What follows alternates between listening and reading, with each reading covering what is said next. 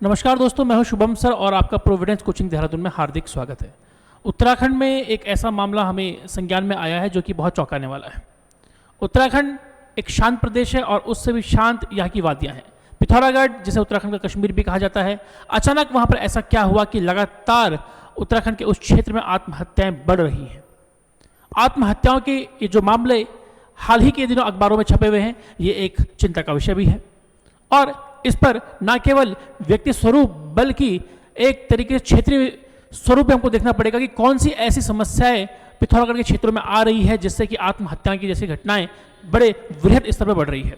तो आइए आज के इस टॉपिक को आज पिथौरागढ़ से ना जोड़कर बल्कि पूरे के पूरे एक जनमानस से जोड़कर देखते हैं कि किस प्रकार से आत्महत्या की घटनाएं जो है पिथौरागढ़ को खा रही हैं, लेकिन साथ ही साथ कौन कौन सी ऐसी चीज़ें हम समझ सकते हैं जिससे कि इन घटनाओं को रोका भी जा सकता है। पिथौरागढ़ एक शांत क्षेत्र है, लेकिन लगातार कुछ समय से जो न्यूज़ आ रही है वहाँ पर ये बताती है कि पिथौरागढ़ में बहुत ज़्यादा स्तर पे क्या हो रही है, आत्महत्या करने की कोशिश हो रही है। 3 माह में 42 से अधिक बार ऐसी रिपोर्ट वहाँ पर आई है कि 3 महीने में 42 से अधिक बार आत्महत्या की कोशिश की गई है, जिसमें से 10 में तो आत्महत्या की कोशिश कामयाबी मिली है, यानी 10 लोग मारे भी गए हैं।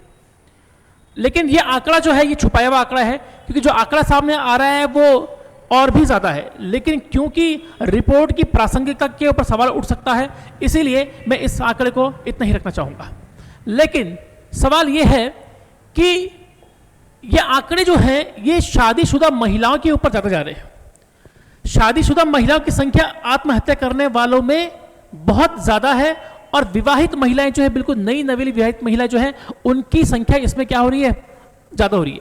पारिवारिक कला इसका एक महत्वपूर्ण कारक माना जा रहा है और अगर क्षेत्रों की बात की जाए तो रई, बजेटी, लिंठियुड़ा, इन क्षेत्रों में महिलाओं के द्वारा की जाने वाली आत्महत्याओं में बहुत ज़्यादा बढ़ोतरी देखने को मिल रही है। ये वहाँ की स्थानीय जनता के लिए एक बहुत बड़ा चिंता का विषय भी है और स्थानीय प्रशासन के साथ साथ ये राष्ट्रीय स्तर पर भी क्या हो सकता है, एक चिंता का विषय बन सकता है अगर पिथौरागढ़ जैसी जगह में इस प्रकार की घटनाएं तेजी से बढ़ रही हैं। इसके अलावा एक और चीज़ देखने को यहाँ पर मिलती है कि जो प्रेम में असफल प्रेमी होते हैं, ये तो हर जगह हम लोग सुनते हैं, लेकिन ऐसे मामले भी पिथौरागढ़ में क्या हो रहे हैं, लगातार बढ़ रहे हैं। जो प्रेम में असफल प्रेमी होते हैं वो भी आत्महत्या कर रहे हैं। इससे पिथौरागढ़ के आंकड़े जो हो रहे हैं वो लगातार क्या हो रहे हैं, बढ़ रहे हैं। लेकिन सोचने वाला विषय ये है कि आखिर ऐसा क्या होता है जब एक व्यक्ति आत्महत्या करने की सोचता है। आंकड़ों के साथ हम खेल सकते हैं, लेकिन मुद्दा यहां पर यह है कि किस प्रकार से इस तरह की समस्या को खत्म किया जा सकता है। तो अगर हम देखें कि आखिर क्यों आता है आत्महत्या का ख्याल, तो आप पहली बात समझ लीजिए कि यह मानसिक बीमारी नहीं है। आत्महत्या करने वाला मानसिक रूप से बीमार नहीं होता है, एक बात समझ लीजिएगा। अगर उसके मन में ख्याल आ रहा है तो इसके पीछे depression, bipolar disorder, personality disorder और अचानक किसी घटना का मानसिक असर और सबसे महत्वपूर्ण चीज़ जो आजकल के समय में हो रहा है, तनाव। शिक्षा को लेकर तनाव, शिक्षा पूर्ण कर ली तो नौकरी को लेकर तनाव, नौकरी ना मिले तो फिर शादी को लेकर तनाव।